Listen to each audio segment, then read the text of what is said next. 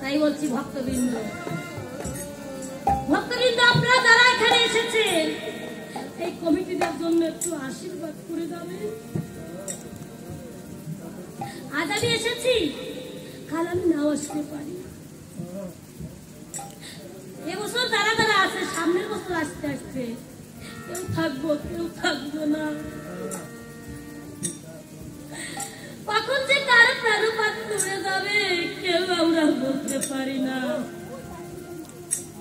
তাই যতক্ষণ আমরা এই বৃন্দাবনে থাকবো ততক্ষণ সবাই আমরা বড় প্রাণ খুলে গোবিন্দকে ডাকবো।